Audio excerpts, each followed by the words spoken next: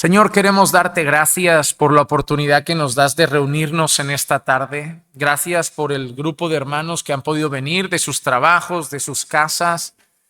Y sabemos, Señor, que venimos con un único propósito, el propósito de recibir tu palabra en nuestros corazones. Hoy es día, Señor, de sumergirnos en el libro de Génesis, estudiar el libro de Génesis y aplicarlo a nuestras vidas. Que podamos, Señor, entender el texto, que podamos comprender tu palabra y que podamos, Señor, traer enseñanzas prácticas para que nuestra vida cada día, Señor, se amolde más a ti y a tu voluntad para nosotros. Háblanos hoy, Señor.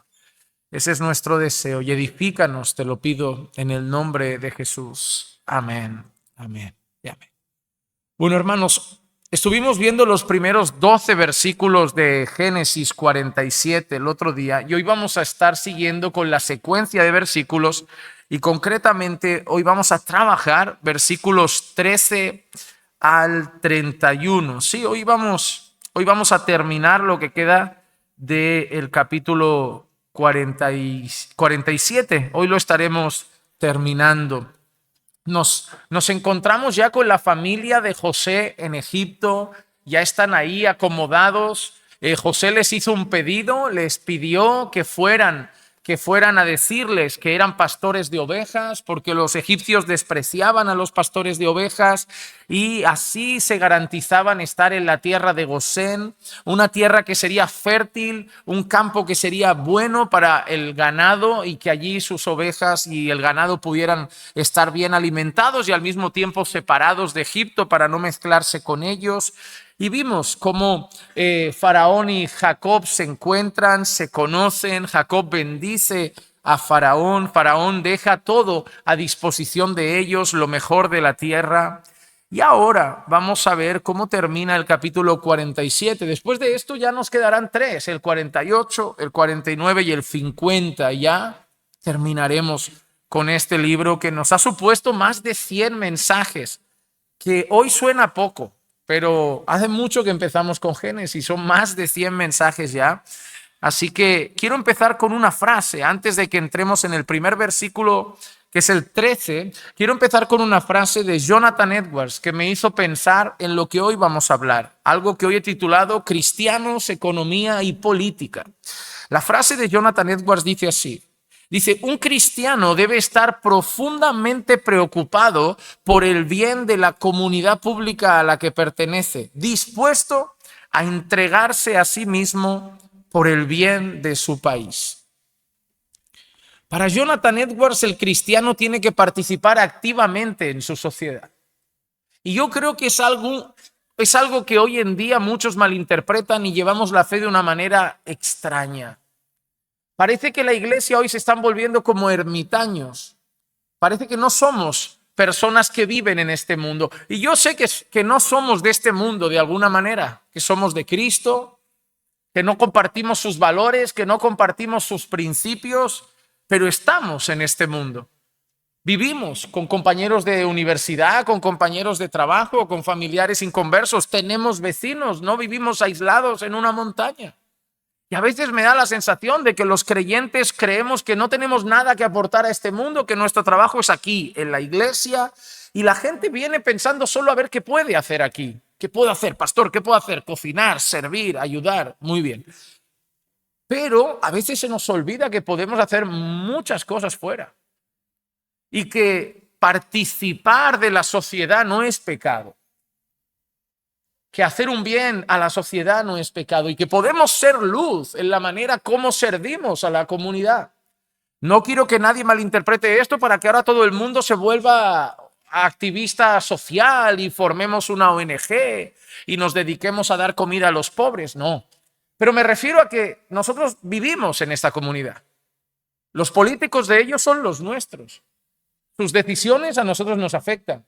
Si suben los impuestos, yo no veo a ningún político decir, subo los impuestos, pero solo de los mundanos, que los cristianos van aparte, ellos no pagan. No, pagamos igual. Si se tuerce la política y votamos a un partido que no toca y empieza a gobernar a alguien que va para un lado equivocado, sufrimos las consecuencias. Si mañana aquí llega un dictador a España, como ha llegado quizá a Venezuela o como ha llegado a Cuba o como ha llegado a otros países, Las consecuencias son para la iglesia también. Entonces nosotros participamos de esta sociedad hasta que estemos en la gloria y lo único que haya sea creyentes por los siglos de los siglos. Vivimos en este mundo y tenemos cosas que aportar. Nuestras decisiones también afectan. Nuestro voto en las elecciones cuenta como el de uno más. Y mire qué curioso. Yo lo veo de una manera, yo siempre hago números, me gustan los números. Y yo lo veo de esta manera. Si todos los que piensan como mundanos votan y los cristianos que tenemos otros valores no votamos, ¿cómo vamos a esperar que salga un partido que se tenga nuestros valores? El mundano no tiene nuestros valores. Y si nosotros como cristianos nos abstenemos de votar, pues ya dejamos el voto en manos de los mundanos y entonces sabemos lo que vamos a tener, ¿no? Lo que los mundanos quieren. Entonces, en ese sentido, nosotros participamos de esta sociedad. Tenemos algo que decir en este mundo. También tenemos opinión. También tenemos derecho a alzar la voz. ¿No alzan la voz por los derechos del orgullo, no sé qué? ¿Por qué yo no puedo alzar la voz por mis derechos a promover mi fe? ¿Por qué yo no puedo alzar la voz por mis derechos a mostrar el mes del orgullo cristiano? ¿Por qué nosotros nos metemos en una esquinita mientras todos ellos reivindican cosas y nosotros creemos que nada tenemos que hacer? No, vivimos en esta sociedad. A lo largo de la historia, muchos hombres cristianos han llegado a puestos políticos y algunas personas lo han visto mal. No, un cristiano no debe estar allí. Te voy a hacer una pregunta. ¿Un cristiano puede ser médico? No hay problema, ¿no? ¿Un cristiano puede ser arquitecto? No hay problema. ¿Un cristiano puede ser bombero? No hay problema, va a apagar fuegos, qué maravilla. ¿Un cristiano puede hacer política? Ahí ya se ponen nerviosos. Sí, no. Bueno, ¿por qué? La pregunta es ¿por qué? O la pregunta sería, ¿hemos tenido hermanos en la fe, creyentes del Señor que han hecho política de alguna manera, quizá en otro contexto, quizá diferente? Yo os voy a hacer una pregunta. ¿José hacía política o no? Si tú miras Egipto y ves a Faraón, pongamos que tiene una figura de ¿qué? De rey. José, ¿quién es? Su mano derecha, el primer ministro de Egipto. Y todo lo que voy viendo es que Faraón deja las decisiones en manos de José.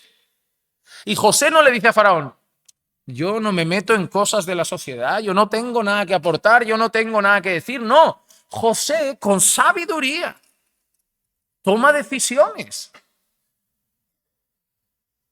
Cuando Daniel está en Babilonia, si tú analizas la vida de Daniel en Babilonia, claro que las elecciones no eran como ahora, ni la política como ahora, pero si tú analizas el contexto de Babilonia y lo que hacía Daniel en Babilonia era política. Daniel era político en Babilonia, tenía un trabajo administrativo en un lugar de gobierno. Y puedo dar más casos en la escritura. Y te pregunto, ¿quién los puso allí? ¿Quién puso a José en Egipto? ¿Y quién puso a Daniel en Babilonia? ¿Y quién hizo que hallara gracia un emperador, un rey, para ponerlo como mano derecha? Porque podía haberlo puesto como un esclavo cualquiera, pero lo pone en su mano derecha. ¿Quién hace eso? Lo hace Dios. Lo hace Dios. Yo creo que no es compatible, y esto sí que lo adapto, ser pastor y ser político. Porque no hay tiempo, no es viable tener la cabeza para dirigir cosas políticas y sociales y la cabeza para dirigir las cosas del Señor. Pero que un creyente en todo ese congreso tenga voz, a mí me alegraría. Porque mientras hablan y dicen esos disparates, que uno se levante y esté a favor de la vida, a favor del matrimonio, y empieza a decir, no somos pocos los que pensamos así, y salga en televisión y diga que la vida tiene valor, que la vida la ha dado Dios y que solo Dios puede poner fin y que el matrimonio es así. A mí me gustaría, a ustedes no, porque yo cada vez que pongo política lo que escucho son disparates, lo que escucho son burradas.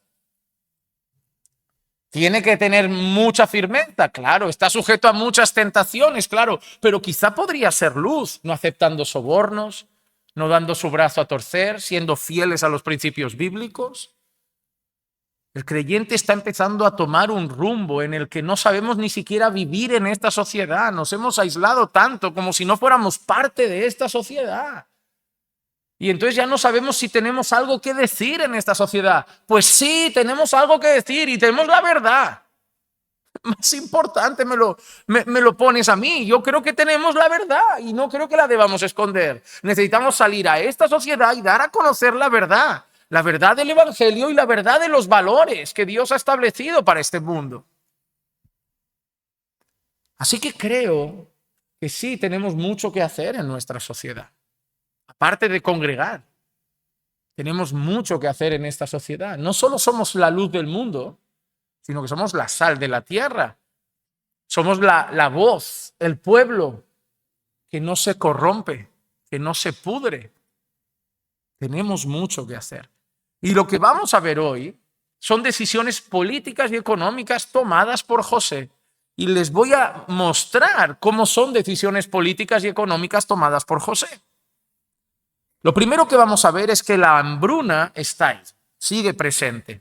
En Génesis 47:13 dice, no había alimento en toda la tierra, de modo que el hambre era muy severa, y la tierra de Egipto y la tierra de Canaán languidecían a causa del hambre. Y mira qué interesante, el tema de la hambruna nos lleva siguiendo varios capítulos.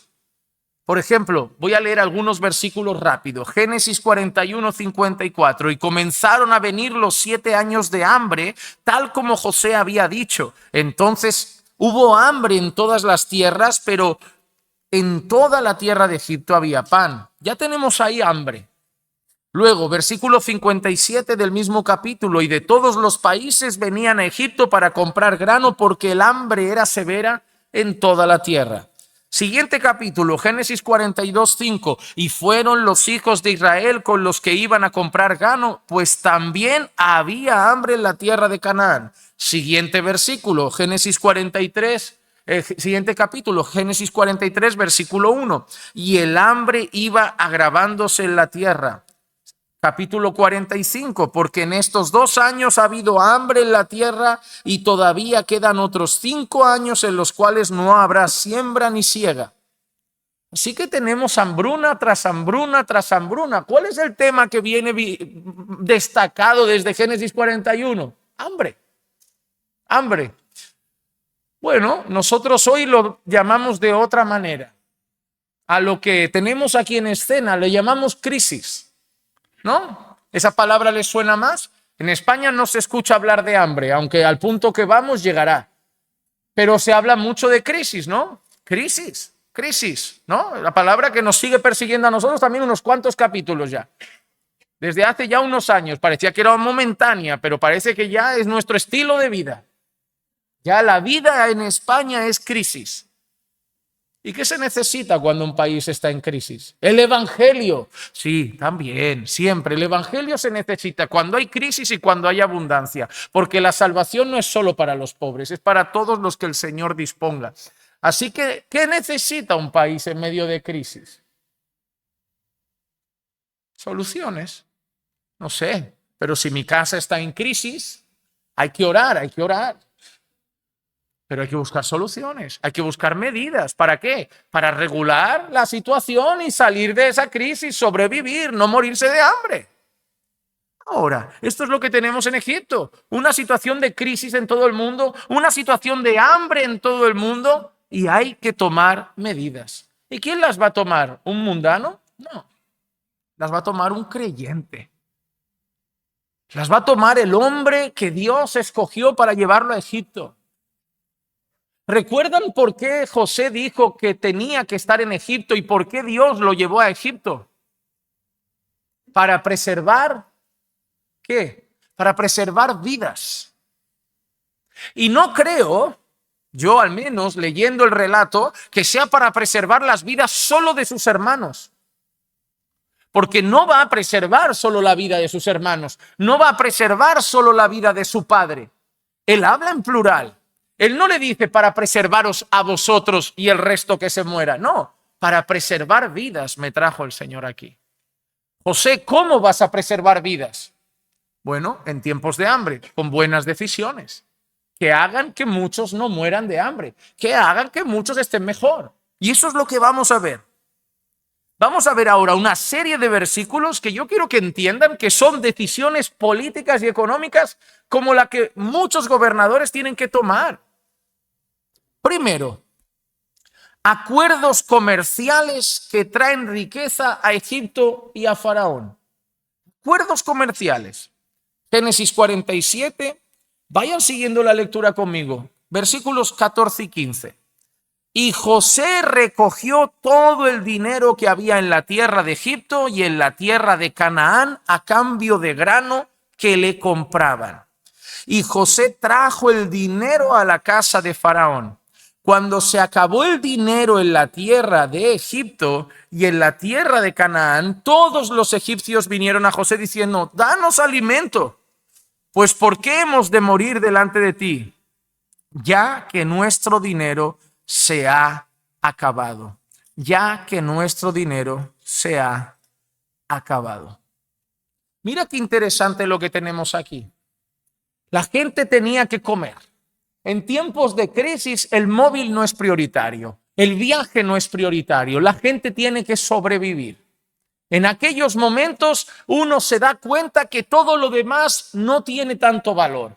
Que lo que necesitan es pan. ¿Por qué? Porque pueden no tener una vaca, pueden no tener dos casas, pueden no poder ir de vacaciones, pero necesitan un hijo vivo, una casa viva y necesitan comer. Así que van a Egipto y ¿qué tienen en los bolsillos? Tienen dinero. En ese momento tienen dinero y van a Egipto a comprar alimento a cambio de dinero. Porque también hay momentos en la sociedad donde el dinero ya no tiene valor. Y seguro que algunos de ustedes conocen algunos países donde el dinero ya no tiene tanta importancia, porque no se puede ni siquiera hacer mucho. Porque a veces el recurso alimentario se vuelve más importante que el dinero. ¿Y qué decide hacer José aquí? Acuerdos comerciales. ¿Y qué provocan? Riqueza en Egipto. Nosotros tenemos pan. ¿Por qué? Porque yo ya le dije a Faraón, va a venir hambruna. ¿Qué tenían que hacer los primeros años de vacas gordas? Guarda, guarda, que la gente está viviendo como si eso no fuera a pasar, que la gente está viviendo como si siempre fueran vacas gordas, que es algo que yo siempre les digo, hermanos, cuidado con vivir como que las vacas gordas duran para siempre. Este relato nos enseña que en nuestra vida también llegan vacas flacas y que quien no guardó en las vacas gordas luego va a estar como esta gente, el dinero ya no vale porque lo que te necesitas es comer. Pero José fue previsor.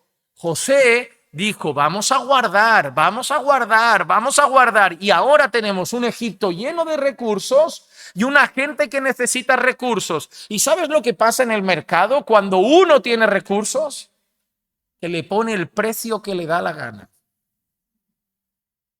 Si solo hubiera una botella de aceite de oliva que la gente tuviera que comprar y necesitásemos el aceite de oliva, nos lo podrían vender a 12 euros, a 20 euros. Y aunque nos duela y protestando en cajas, lo compramos.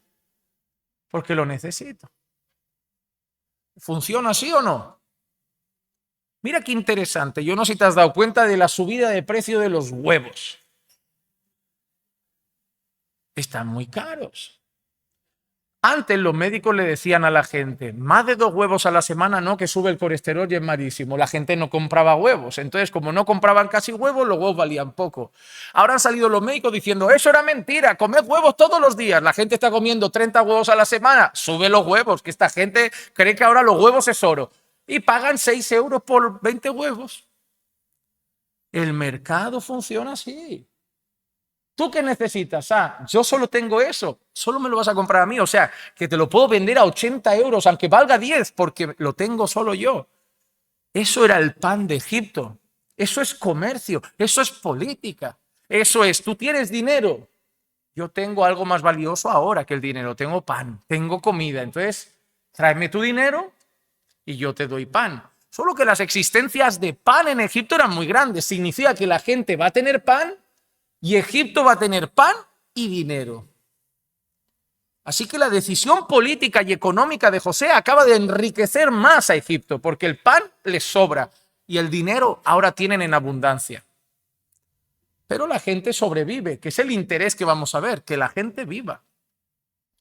Segunda cosa que vemos, ahora son bienes materiales a cambio de comida para sobrevivir. Génesis 47, los versículos 16 y 17 dice, entonces José dijo, entregad vuestros ganados y yo os daré pan por vuestros ganados, puesto que vuestro dinero se ha acabado. Trajeron pues sus ganados a José y José les dio pan a cambio de los caballos, de las ovejas, de las vacas y de los asnos. Aquel año les proveyó de pan a cambio de todos sus ganados. Al final hemos visto antes que el dinero se acabó. Claro, comprando pan, comprando pan, comprando pan. Es como si yo llego al Mercadona y digo, lo siento mucho, he subido tanto los precios que yo tengo que comer, que yo ahora ya no me llega para la compra, necesito. Y me dice, bueno, dame tu móvil a cambio de la compra. Dame tus zapatos a cambio de la compra. Y hermano, cuando algo es vital, ya vas dando lo otro. Y esto es la decisión que se tomó. José, nos hemos quedado sin dinero, pero aquí hay que comer, que si no nos morimos. ¿Qué tenéis? Lo único que nos queda es el ganado. Pero ¿de qué os sirve el ganado si os morís de hambre? Dadme el ganado. No hay dinero, dame algo que valga algo, dame algo que tenga valor. Lo que no voy a hacer es regalar el pan. Cuidado, que cuando vemos esto yo sé que se despierta el corazón cristiano de algunos. José tendría que haber regalado el pan. Pan para todos. El dinero no importa, importa que la gente coma pan. Si tú le empiezas a dar a la gente pan gratis, la gente no vuelve a trabajar en su vida. Porque dice, José, el señor Estado, me da cada mes un poquito de pan, un poquito de huevos, un poquito de leche y no tengo que hacer nada. ¿Sabes qué vas a fomentar? Un pueblo que no trabaja, un pueblo perezoso, como algunos quieren fomentar en algunos países.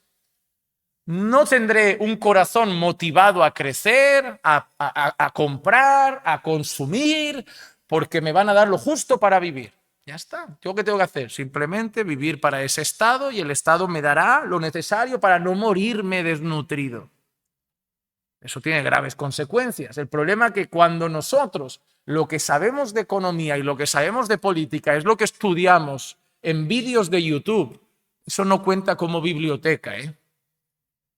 A mí no hay nada que me duela más que la generación de hoy en la que vivimos, donde todos son médicos, economistas, historiadores, nutricionistas y todos sus cursos se los han sacado de horas de YouTube. A mí hablar con gente que solo ve YouTube es hablar con ignorantes, porque la fuente de donde reciben la información no está garantizada.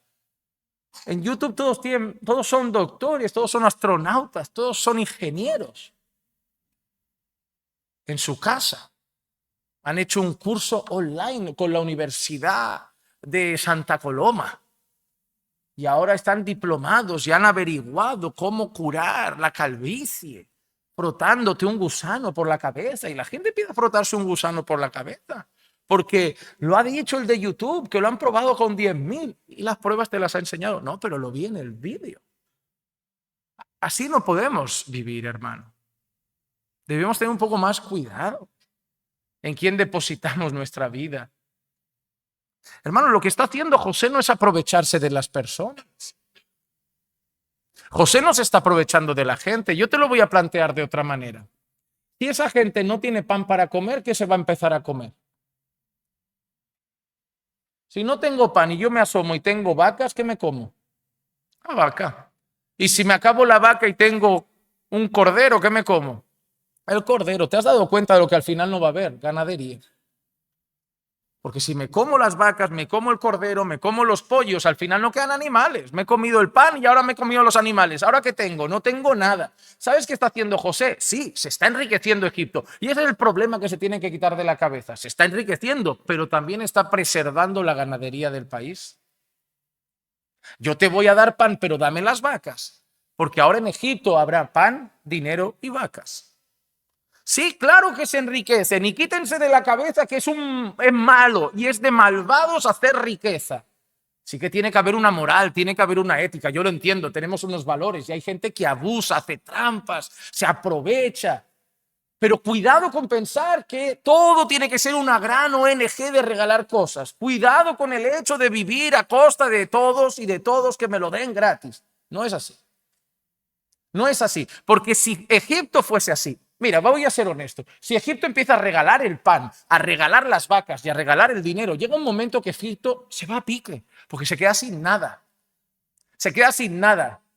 Sin nadie que administre, sin nadie que sepa regir cómo funciona la agricultura, la ganadería. Y como no hay administradores y todos somos muy listos, empezamos a usarlo como creemos que es mejor. Y luego nos morimos de hambre, llegamos allí y decimos, danos pan. No, no, aquí ya no queda pan, lo hemos regalado. Danos dinero, también lo hemos regalado. Danos vacas, no, las hemos regalado. Entonces, a morirnos todos. Donde tú ves a lo mejor, porque no acabas de percibirlo, a alguien que se está aprovechando, José está preservando Egipto. José está preservando vidas. José está diciendo, dame las vacas, dame el ganado. Yo tendré más, Egipto tendrá más, pero al mismo tiempo tenemos el ganado preservado. Aquí no lo vamos a matar, lo vamos a usar, lo vamos a trabajar. Así que él está cambiando ganado a cambio de pan. Y está así garantizando que la ganadería en Egipto prevalezca.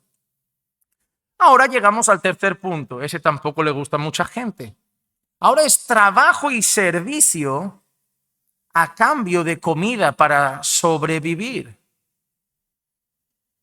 Versículos 18 y 19 dice, y terminado aquel año, vinieron a él el segundo año y le dijeron, no encubriremos a mi señor que el dinero se ha acabado y que el ganado pertenece a mi señor.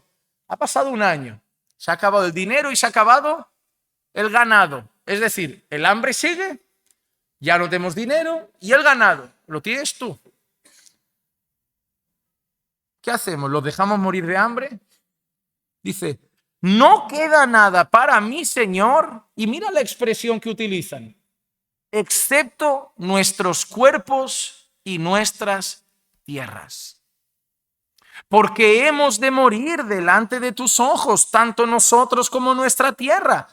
Y mira qué dicen, no ha sido José el que ha dado la idea, o es José el que está diciendo, pues hagamos esto. No, no es él. Mira qué dicen, cómpranos a nosotros y a nuestra tierra a cambio de pan, y nosotros y nuestra tierra seremos siervos de Faraón. Danos pues semilla para que vivamos y no muramos y no quede la tierra desolada. Te repito, ¿cuál era el propósito de José ir a Egipto? Preservar vidas. ¿Qué les está diciendo? No queremos morir. Hay que hacer algo para preservar las vidas. No queda dinero y no queda ganado. ¿Qué queda? Quedamos nosotros. Quedamos nosotros. Éramos autónomos. Trabajamos para nosotros mismos, pero ahora nos ofrecemos y ofrecemos nuestra tierra a cambio de pan. A cambio de pan. Esta negociación acaba de volver a Faraón, es la palabra terrateniente, ¿sí? Absoluto de Egipto, es el dueño de toda la tierra. El dueño de toda la tierra. Y las personas se ofrecen para trabajar para Faraón. Cómpranos a nosotros y compra nuestra tierra. Y eso no era nada descabellado en aquella época.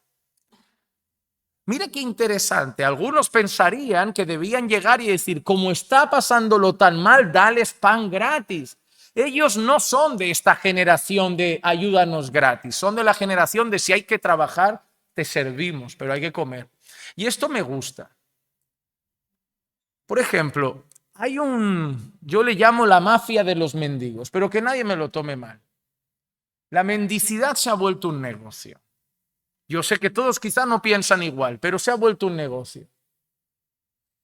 Hay gente que se planta en la puerta de un supermercado y diciendo, no tengo nada como estas personas. ¿Sabes qué dicen? Dame pan gratis, cómprame pan, cómprame arroz, cómprame pasta, cómprame carne, tengo 40 niños, tengo tal. Van con la foto, casualmente el del Mercadona y el del Mercadona de Badalona tienen los mismos hijos y en la misma foto. Y digo, ¿qué pasa aquí? ¿Se hacen copia? Pero, además del pan, dinero. O sea, todo lo que José está diciendo, dame tú algo, ellos no quieren nada. ¿Y qué te dicen? Dame dinero, dame pan. Les falta decir, danos tu casa y ya lo tenemos todo. Es esto al revés. Lo de los mendigos es esto al revés. Es, no tengo nada, dame pan gratis, dame dinero gratis y lo de la casa no lo piden, pero la ocupan. Ocupo una casa, tierra gratis, tú me das unas monedas cada día, monedas gratis, y te pido comida y me voy con mi cesta. Tú pagando tus 100 euros para llevarte 2 bolsas de nada del Mercadona y yo me voy con un carro lleno de buenas obras. Y cada día ese carro que yo digo, nadie come tanto. ¿Qué hacen con ese carro? Hermano, ¿qué necesitas? Comer. 20 euros. Ah, toma. No, pero ven conmigo. Te compro. ¿Cómo que me compras? Te compro un par de horas. Tengo que mover un mueble, tengo que pintar las paredes de la cocina, tengo que hacer esto. Vente. No, es que tengo un callo, es que... Ese es el problema de nuestra sociedad de hoy, que fomentamos eso. No ayudamos. ¿Sabes lo que está diciendo José? ¿Tú qué necesitas? Comer. Muy bien. ¿Tú qué necesitas? Comida. Me parece estupendo.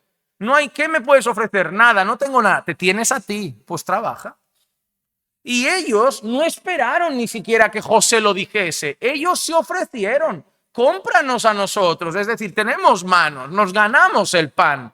¿Sabes lo que hemos provocado con esta sociedad? Un montón de jóvenes y de gente que piden pan gratis todas las semanas y nadie se está queriendo ganar el pan. Ay, es que me tengo que levantar a las 5. Ay, es que 8 horas. 8 horas. Nuestros abuelos trabajaban bastante más. No, pastor, pero yo voy a ir a la manifestación para reducir la jornada a 7. Ah, 7 horas al día. ¡Qué maravilla! ¡Wow! Sí. Y la de la comida, y los media hora del bocadillo legal que me pertenece, y mis horas de derecho personal, y mi hora de visita a la abuela, y mi media hora de llamada a Ecuador, y mi hora de llamada a allí. Y entre el rato que pasas en el WhatsApp, más el ratito en el Facebook, tú has trabajado 3. Y encima quieren más derechos. Y más derechos. Esa es la generación que estamos formando. Y luego encontramos algún que otra persona de otro país que abre una tienda de las 7 a las 8 de la noche. Nos están arruinando. No, están trabajando más que tú y que yo. Así que nos callamos. Cada uno decide cuánto quiere trabajar. Tú decides cerrar al mediodía, tú decides cerrar a las 6, abrir a las 10 porque voy a madrugar si no hay nadie en la calle. Pues cada uno toma sus decisiones y recibe sus beneficios. Pero lo que no podemos seguir pensando es crear esta... Por eso digo que los cristianos tenemos algo que decir. Porque la cultura de la pereza, la cultura de lo gratis, la cultura de que me lo den, la cultura de que me ayuden en todo, no es cultura cristiana. Los cristianos siempre han promovido el trabajo, la honradez y el esfuerzo. Todos los movimientos que veas en el mundo de que nadie trabaje, nos sustentamos así, todo es de todos, esa gente siempre va al fondo anticristianos. Porque nosotros partimos incluso de algunos textos bíblicos que dicen el que no trabaje, que no coma. Así de claro lo dice Dios. ¿Quieres ser vago? Perfecto, pero desnutrido, ¿eh? Vago y sustentado, no. Muchos padres hoy no tienen valores cristianos para criar a sus hijos. Los crían vagos, mimados, consentidos. Pobrecito, está estudiando. Tu padre tenía que estudiar y trabajar para pagarse la carrera porque no había dinero que sobraba. Y no se le cayeron las manos al suelo. Tu padre tenía que levantarse a las 5, ir a una parada, despachar gente, trabajar, salir a las 2, darse una ducha, comerse un bocadillo corriendo, irse a la escuela, llegar por la noche, todos los días. Y no se murió nadie. Hermano, mira lo que ellos dicen, nos ganamos el pan, cómpranos a nosotros y nuestra tierra. La vida no fue hecha para que nos la regalen, fuimos hechos para trabajar con el sudor de nuestra frente. Nosotros fuimos hechos para trabajar. El obrero es digno de su salario. Tienes la Biblia entera llena de pasajes que dice que tienes que trabajarte y con esmero. Incluso la Biblia te va a decir cosas como trabaja como para el Señor y no para los hombres. La Biblia te va a decir cosas como todo lo que llega a tu mano, hazlo conforme a todas tus fuerzas. ¿Sabes lo que significa? Excelencia, da lo mejor de ti. Cristianos perezosos todavía no tienen una cultura cristiana en el corazón. El cristiano trabaja y lo da todo. José está tomando decisiones económicas y políticas. ¿Y qué pasa ahora después de esta decisión? Que todo el pueblo de Egipto pasa a ser posesión de Faraón. Mira cómo lo dice versículos 20 y 21. Así compró José toda la tierra de Egipto para Faraón, pues los egipcios vendieron cada uno su campo, porque el hambre era severa sobre ellos y la tierra vino a ser de Faraón. En cuanto a la gente, escucha esto. La hizo pasar a las ciudades desde un extremo de la frontera de Egipto hasta otro. La gente se volvió siervos. Cuidado, no son esclavos, No son esclavos, son siervos, son trabajadores. Ha dicho, cómpranos a nosotros, nos damos, nos vamos a ganar el sustento, nos vamos a ganar el pan. No están viviendo en la casa de Faraón todos en un sótano amaniatados, salen a trabajar y van otra vez ahí. No, están en sus casas. Están en sus casas. Solo que van a trabajar y vuelven para ganarse el pan de cada día. Están en sus casas. Hermano, esto no es la primera vez que lo vas a ver en la Biblia. En más de una ocasión, la pobreza ha llevado a muchos a servir. Mira este texto de Levítico. Levítico capítulo 25, versículos 53 al 55 dice: lo tratará como quien trabaja a jornal año por año. No se enseñoreará de él con severidad delante de sus ojos. Aunque no sea redimido por estos medios, todavía saldrá libre en el año de jubileo. Él y sus hijos con él, pues los hijos de Israel son mis siervos. Siervos míos son, a quienes saqué de la tierra de Egipto. Yo soy el Señor vuestro Dios. ¿Sabes lo que estaba regulando aquí el Señor? Las leyes del Antiguo Testamento de verdad son muy buenas para estudiar, pero hay que tener vista, Hay que tener vista, porque lo que está regulando aquí Dios son aquellos casos donde una persona llegaba a ser extremadamente pobre, quedaba completamente arruinada y alguien literalmente compraba su vida como la deuda. Es decir, tú te vienes conmigo y para pagar la deuda tú me vas a servir.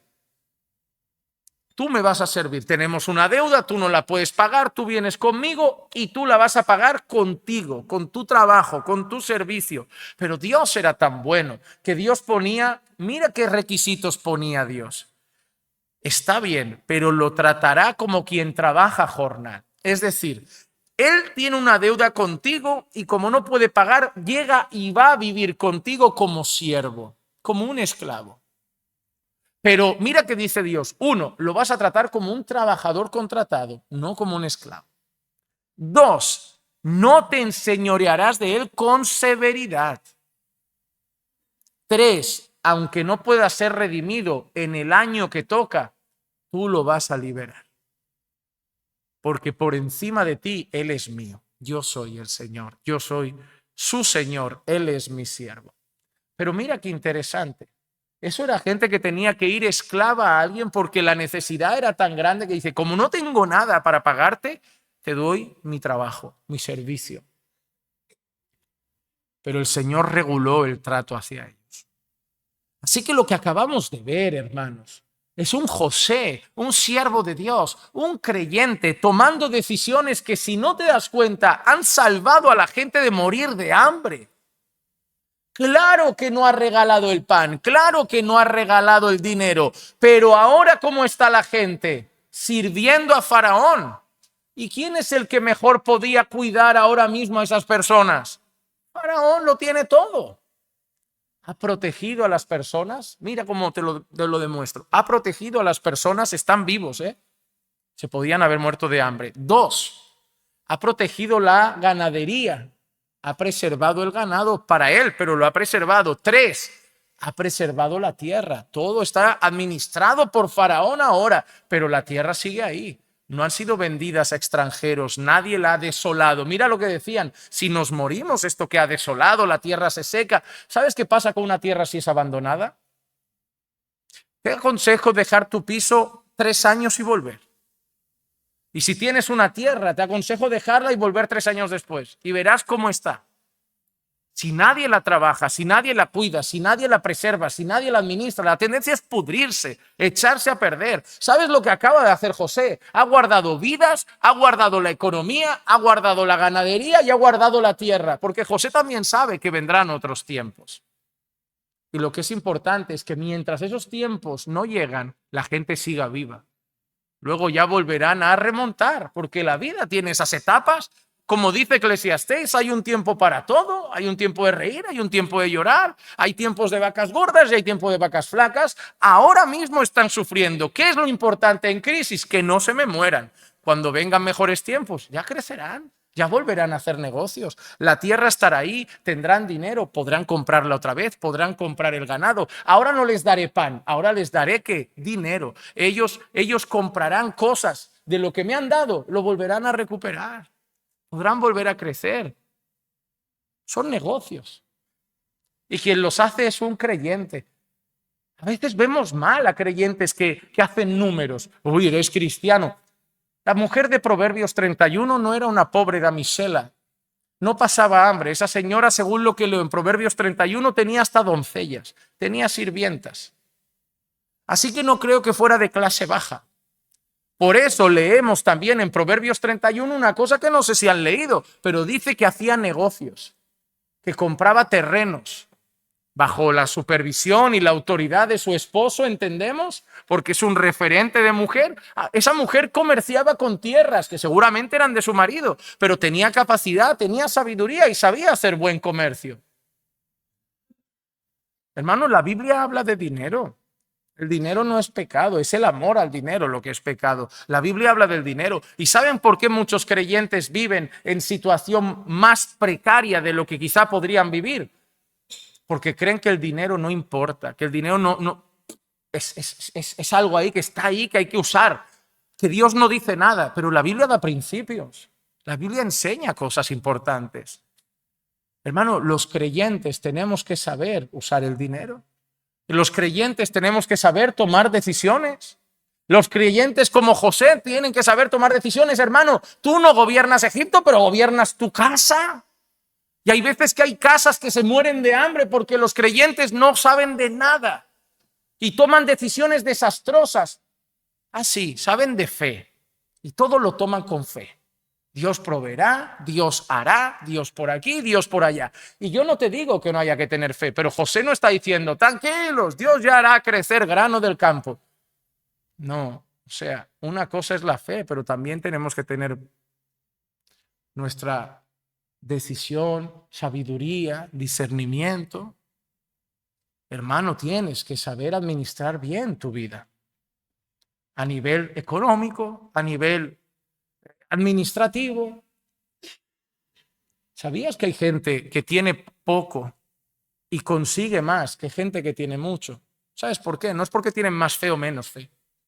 Es porque hay gente que tiene mucho que no sabe hacer esto que hace José. Y hay gente que tiene poco y tiene cabeza. Los creyentes tenemos que aprender a vivir en este mundo. Y en este mundo hay que comprar y vender. Y en este mundo hay hipotecas. Y en este mundo hay pisos de alquiler. Hay pisos de propiedad. Hay hipotecas. Hay contratos de varios tipos. Y uno tiene que saber qué decidir, saber qué hacer con lo suyo, porque lo tuyo te lo ha dado Dios.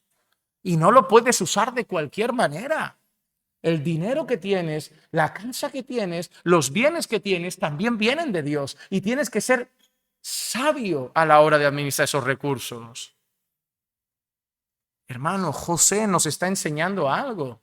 Esto no era un culto, no eran alabanzas, pero era parte de la vida. Decisiones importantes que afectarían a largo plazo a un país entero, a una nación. Sí, hermano, los cristianos tenemos cosas que decir en esta sociedad. Tenemos nuestro voto que dar en la política, tenemos decisiones que tomar en cuanto a la economía de nuestra casa. Son cosas importantes. Son cosas importantes. Pero mira qué interesante, cuando llegamos a este punto nos damos cuenta que ahora toda la gente pasa a ser propiedad de Faraón de alguna manera, ¿verdad? Todos están en manos de Faraón. Todos son propiedad de Faraón. Han pasado todos a ser de Faraón. Y de alguna forma, hermanos, así como la vida aquí está en manos de Faraón, la nuestra está en manos de Dios. En Hechos 17:28, mira qué dicen, qué versículo tan hermoso. Porque en él vivimos, nos movemos y existimos. Así como algunos de vuestros mismos poetas han dicho, porque también nosotros somos linaje suyo. Mira qué frase. En él vivimos, nos movemos y existimos. Todo nuestro ser está en manos de Dios. Por Dios existo. Por Dios me muevo y por Dios estoy vivo. ¿Te has dado cuenta? Tú has venido a existir por Dios. Tú sigues vivo por Dios. Y si te sigues moviendo es por Dios. Tu vida está en manos de Dios. Tu vida está en manos de Dios. Así como la vida de esos hombres está en manos de Faraón, nuestra vida está en manos de Dios. Hay una frase de Abraham Kuyper muy buena que dice: en toda la extensión de la vida humana no hay ni un solo centímetro cuadrado del cual Cristo, que es soberano sobre todo, no diga esto es mío. Mira, cuando tú ves a Faraón ahí, ¿qué está haciendo Faraón? La tierra es mía, el ganado es mío, el pan es mío, el dinero es mío y la gente son mis siervos. ¿Y sabes qué? Eso es lo que hace Jesús con el mundo entero. Soy el Señor de todo. Soy el Señor de absolutamente todo. Pero hay un grupo de personas que se abstienen de pagar. Y mira qué curioso, los pastores, los sacerdotes. Génesis 47:22 dice: solamente la tierra de los sacerdotes no compró, pues los sacerdotes tenían ración de parte de Faraón y vivían de la ración que Faraón les daba. Por tanto, no vendieron su tierra. Déjame hacerte una pregunta. ¿Dónde estamos? ¿En Canaán o en Egipto? Mira qué interesante lo que vas a ver. ¿En Canaán o en Egipto? En Egipto. ¿Y a quién están respetando? ¿Quién no paga? ¿Quién no da su tierra? ¿Quién no pierde sus bienes? ¿Y quién no paga impuestos? Los sacerdotes. Obviamente, hermanos, no son sacerdotes del pueblo de Dios. Entendemos que son sacerdotes de Egipto. Egipto también tenía su religión. Egipto también tenía sus cosas. ¿Sabes qué está mostrando Faraón? El respeto por lo religioso, el respeto por la vida espiritual. Y te voy a dar dos cosas interesantes en cuanto a esto. Cuando el día de mañana el pueblo de Dios con sus tribus empieza a vivir en la tierra prometida, se reparten la tierra y hacen todo, ¿qué pueblo queda exento de pagar? ¿Qué pueblo ya no paga impuesto? ¿Y qué pueblo es sustentado de parte de ellos? Los sacerdotes. ¿Quién lo hizo primero? Fue Egipto. No fue una decisión que inventaron ellos, ¿eh? Aquí en Egipto ya ves que los sacerdotes quedan exentos. Desde Génesis ha habido economía, desde Génesis ha habido religión, desde Génesis ha habido pueblo de Dios que ha tenido que saber vivir en esos contextos. Hermano, tú no estás viviendo una vida paralela a este mundo, tú tienes que saber vivir como cristiano en este mundo hasta que vayamos a la gloria. ¿Pero qué han hecho todas esas decisiones políticas y sociales? Han salvado la vida del pueblo. Han salvado al pueblo de morir, hermanos. Si no se hace eso, se hubieran muerto de hambre. Mira qué dice Génesis 47 del 23 al 25. Y José dijo al pueblo: he aquí, hoy os he comprado a vosotros y a vuestras tierras para Faraón. Ahora aquí hay semilla para vosotros. Id y sembrad la tierra. ¿Qué van a hacer en la tierra?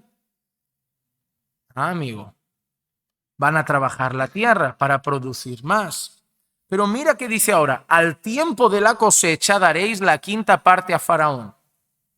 Y 4 partes serán vuestras para sembrar la tierra y para vuestro mantenimiento, para los de vuestras casas y para alimento de vuestros pequeños. Y ellos dijeron: nos has salvado. No dijeron: te aprovechas de nosotros.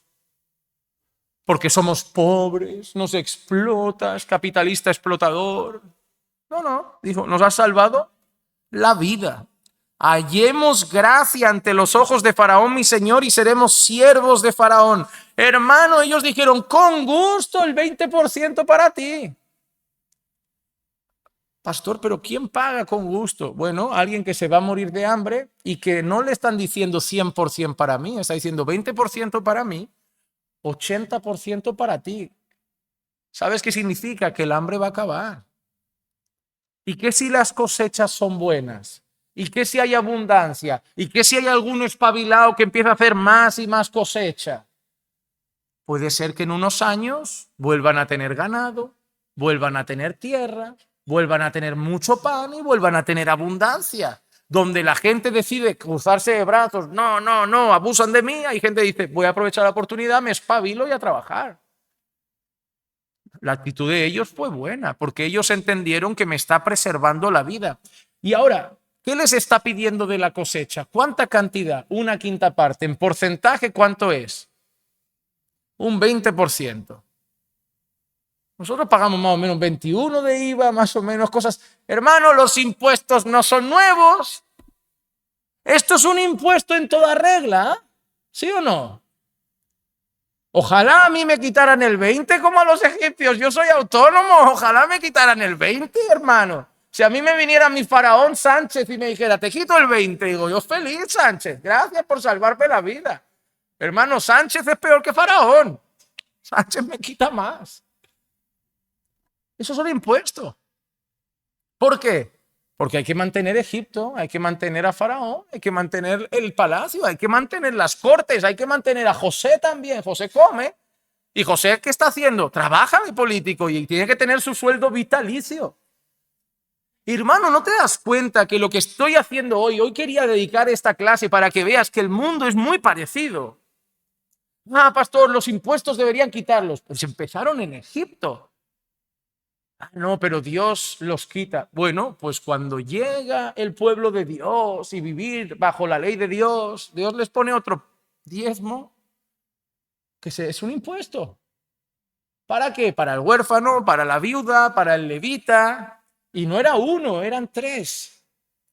Tres, si lees la escritura, tres, hermano. Y empezaron en Egipto. Ahí ya había impuestos. Esto es interesante.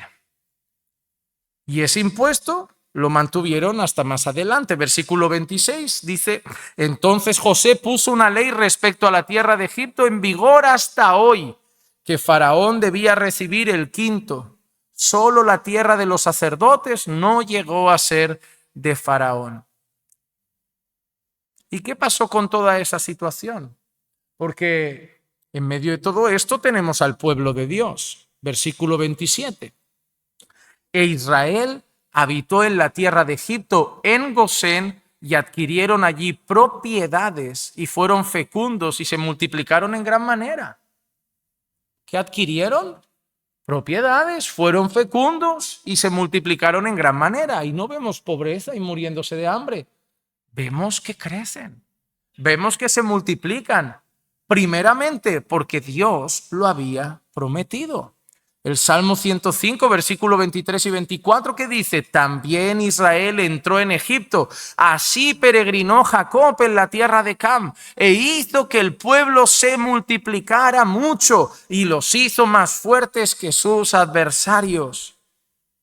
En Hechos, capítulo 7, versículo 17, lo leímos, pero a medida que se acercaba el tiempo de la promesa que Dios había confirmado a Abraham, el pueblo crecía y se multiplicaba en Egipto. ¿Para qué llevó Dios a José a Egipto? Para preservar vidas, porque era parte de una promesa. Se tenían que multiplicar y ser muchos. Y en eso, José sabía que tenía que preservar vidas. ¿Sí o no? Te pregunto una cosa, ¿José conocía la promesa de que serían una gran nación? ¿Sí o no? Sí, porque esa promesa no empezó con José, esa promesa viene con Abraham, con Isaac y con el padre de José, con Jacob. Entonces José tiene en mente dos cosas. Uno, estoy en Egipto. Dos, hay una promesa. Dios va a hacer de nuestro pueblo un pueblo grande.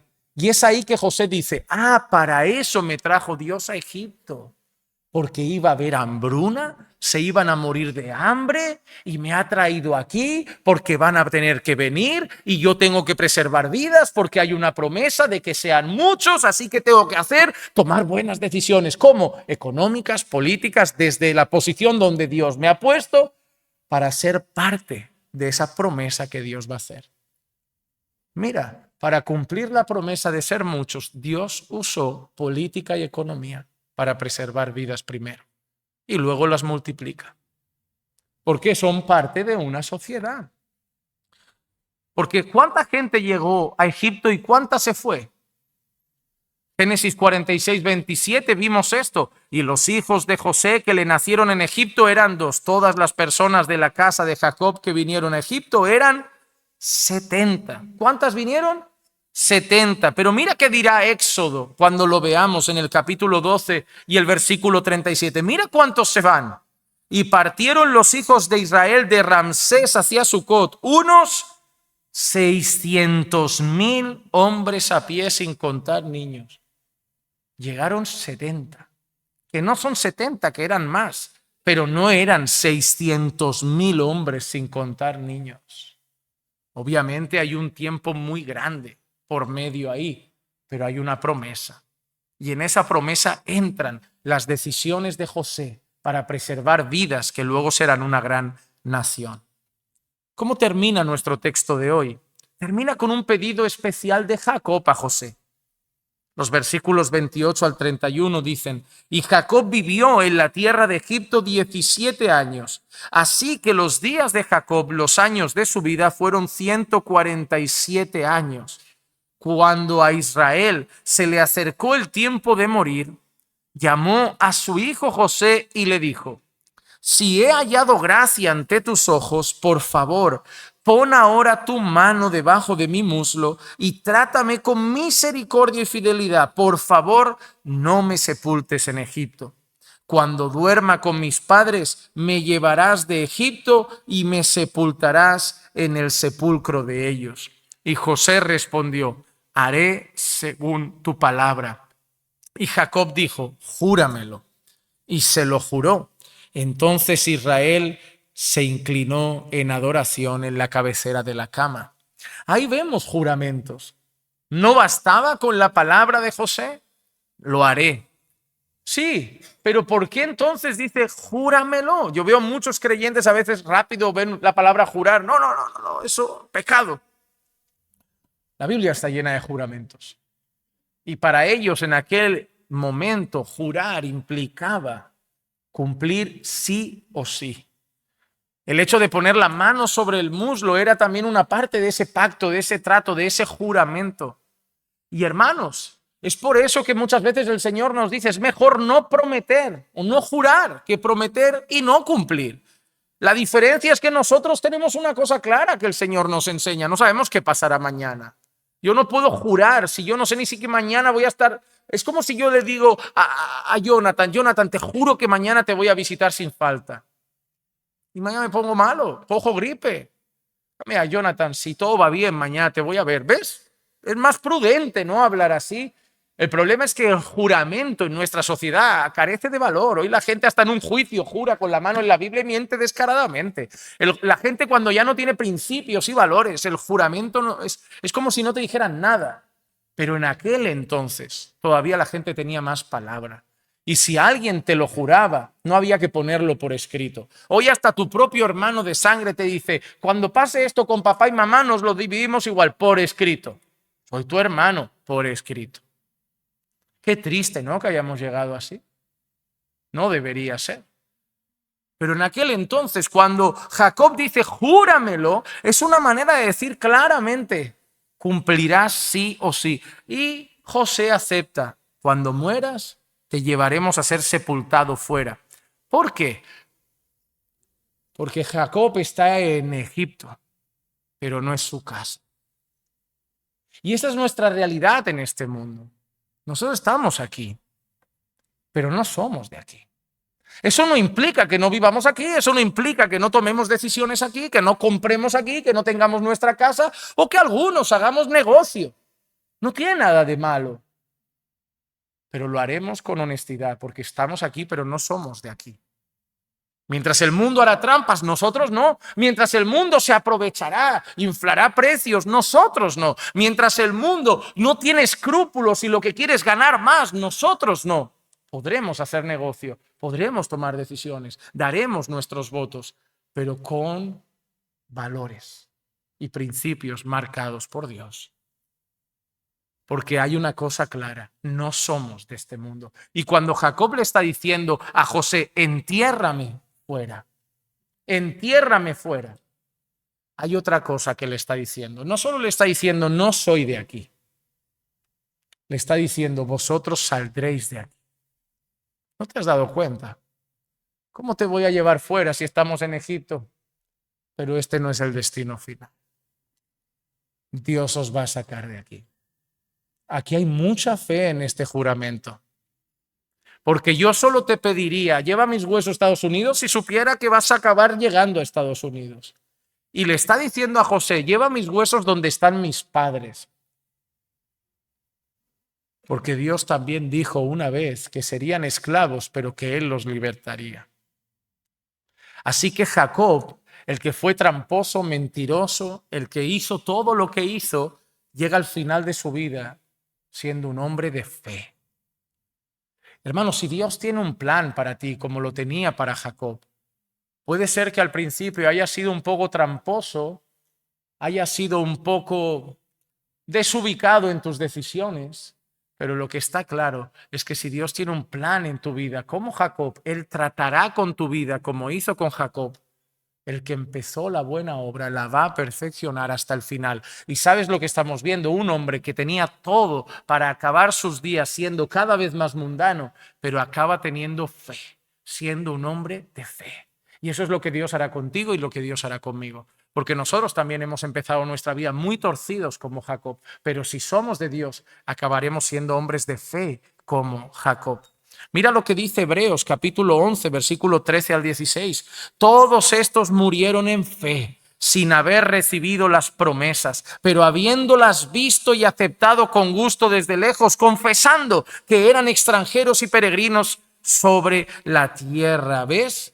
Jacob cree esa promesa, la ve de lejos, sabe que ahí es un extranjero y un peregrino y sabe que un día irán a ese lugar y saldrán de Egipto.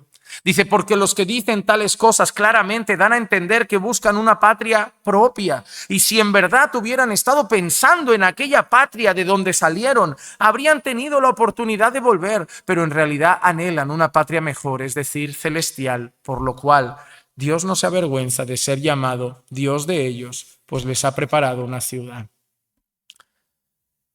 Hermano, hasta que lleguemos a esa ciudad que Dios ha preparado para nosotros, vive sabiamente en este mundo, no te aísles de la tierra, no peques con ellos, no vayas a ambientes pecaminosos que no te corresponden y no te edifican, pero no te aísles, aprende a vivir en esta sociedad. Los creyentes no sabemos solo de Biblia, es más, la Biblia nos ayuda a saber de todas las cosas de la vida. La Biblia nos ofrece principios para cada área de nuestra existencia. No está mal hacer negocios si los haces bien. No está mal votar si votas bien. No está mal montar una empresa si la montas bien. ¡Hazlo! Si Dios te ha dado capacidad y encima te ha dado buenos principios, hazlo, sé luz haciéndolo. Vive y ojalá Dios te haga prosperar en todo. Aplico para ti las palabras que dice el apóstol Juan. Deseo que en todo seas prosperado, así como prospera tu alma. ¿Te has dado cuenta? No quiero solo que prospere tu alma, mi deseo es que prospere toda tu vida. Pero si tu vida prospera sin que prospere tu alma, va a prosperar igual que la de los mundanos, y eso tiene muchos peligros. Yo quiero que prospere tu vida como prospera tu alma. Es decir, primero tu alma tiene que prosperar y entonces tu vida prosperará según la voluntad de Dios. Porque para trampas ya está Egipto, para lo malo ya está Babilonia. Nosotros estamos aquí. Nuestra vida y lo que pase depende de Dios. Ojo, no todos se harán ricos por tomar buenas decisiones. No todos serán millonarios, ni todos tendrán negocio. Pero todos tenemos una vida, todos tenemos un sustento. Y sea lo que sea que tengamos, mucho o poco, tenemos que saber vivir con ello de la manera de Dios. Hermano, estudia más la palabra. La palabra te va a enseñar a vivir, no solo a cantar alabanzas, no solo a venir a leer la Biblia a la iglesia, no solo a venir al culto. Te va a preparar para la vida. Dios a ti y a mí nos llama a adorarle, pero también a vivir en esta sociedad sabia y piadosamente. Estudia la palabra y te darás cuenta que tienes suficientes principios para vivir muy bien en esta tierra. Y cuando digo muy bien, no digo con mucho lujo, digo vivir de una manera bendecida por Dios, haciendo su voluntad. No te aísles. Mira a José y aprende que José podía haber dicho, es que a mí no me gusta Egipto, José, pero estás en Egipto. Vas a tener que saber ser creyente en Egipto. Y tú y yo vamos a tener que aprender a ser creyentes aquí también, hermano, hasta que vayamos a la gloria. Esta es la sociedad donde Dios nos puso. José no eligió Egipto, Dios lo puso allí. Y aquí es donde Dios nos ha puesto. Así que aprendamos a ser útiles, luz, sal y vivir en este lugar donde el Señor nos ha puesto. Dejemos de quejarnos. El país está mal, Egipto estaba mal. Y vayamos a Dios y digamos, Señor, ayúdanos a ser creyentes aquí. Hay que predicar, claro, la mayor necesidad de este mundo es el Evangelio. Pero también de lunes a viernes creo que también vas a trabajar y tienes muchas cosas que hacer en las que también puedes honrar a Dios y vivir para su gloria. Amén. Vamos a orar. Señor, te damos gracias por tu palabra, por este mensaje de hoy, por esta enseñanza. Ayúdanos a saber vivir en esta sociedad. Ayúdanos a saber conducirnos en esta sociedad. Ayúdanos a saber andar en esta sociedad, caminar en esta sociedad. Cultiva en nuestro corazón a la luz de tu palabra los principios y valores necesarios para vivir de una manera correcta y para tu gloria en esta sociedad. El mundo no está dividido, Señor, no está dividido. Nosotros no vivimos aquí dentro una vida espiritual y fuera no vivimos una vida. No, vivimos aquí dentro una vida espiritual y fuera seguimos siendo cristianos que compran, cristianos que venden, cristianos que trabajan, cristianos que votan, cristianos que tienen algo que decir en esta sociedad. Ayúdanos a ser cristianos integralmente en todas las áreas de nuestra vida y sabremos hacerlo cuando conozcamos tu palabra, que es el manual de los principios, de cómo tú ves la vida y de cómo tú quieres que la vivamos mientras sigues completando tu maravilloso plan de redención. Ayúdanos a saber vivir, Señor, te lo pido, en el nombre de Jesús. Amén, amén y amén.